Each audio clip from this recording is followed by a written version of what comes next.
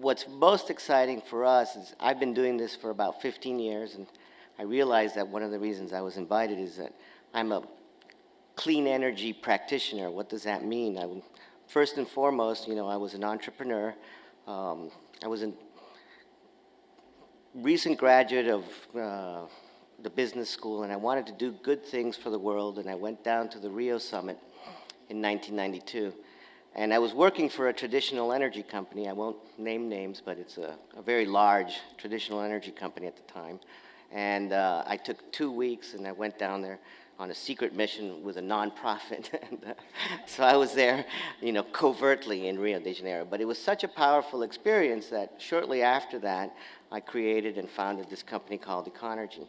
And Econergy basically was doing what the traditional energy companies were doing, but in the green space. And then we quickly realized about the power of the carbon credits. And to me, 15 years after Rio, what has happened is just really mind-boggling. I mean, we were used to say throughout the 1990s, if only we had a little carbon money, think of all the projects we could do. There was this concept that if we could really give value to that environmental benefit that was heretofore unvalued, then we could really make a lot of projects fly. It was a little counterintuitive, and so we really struggled for many, many years, myself included. We went to all the conferences of the UN, and we were constantly lobbying.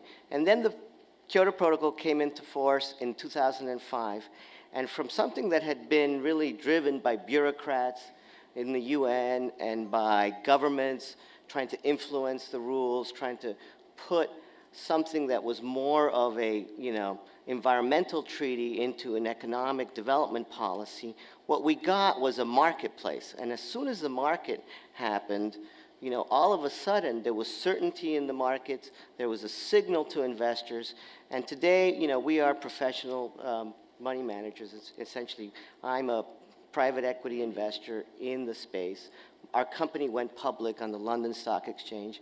Our early stage investors made something like 70 or 75% return on their investment. So we proved that doing green is also doing good business. And now I manage, about $150 million, and we're all over Latin America. We have operations in Mexico, Brazil, Costa Rica, and most recently Bolivia. Our headquarters are in the United States, but our owners, our shareholders, are all over in Europe. So we're a global play in a way. What is our thesis? Our thesis is that, with the carbon markets the way they are today, at 10 euros a ton, with the signals that we're getting from the European Union, we can certainly make money and deliver energy at a cost-competitive basis with the traditional conventional power markets. What we're doing is essentially taking capital and putting it into those markets where there is demand growth.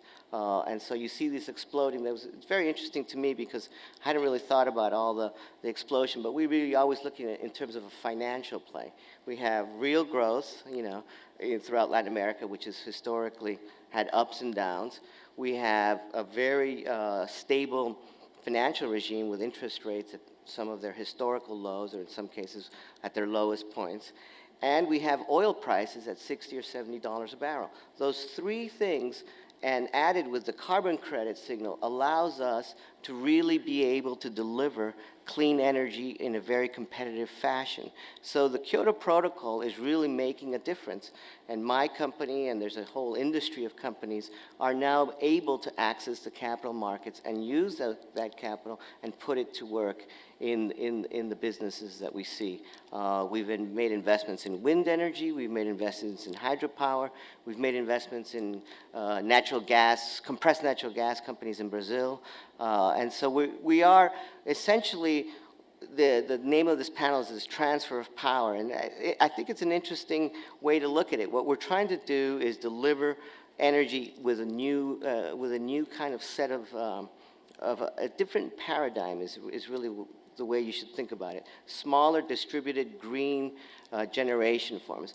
We have also played a lot in the universe that David was talking about in energy efficiency, and you can certainly make money that way. But we found that in order to make an impact, we have to have a certain scale. So what we do has to have a sort of minimum threshold return, and what we try to achieve is a certain size in order to be able to be competitive with the larger projects.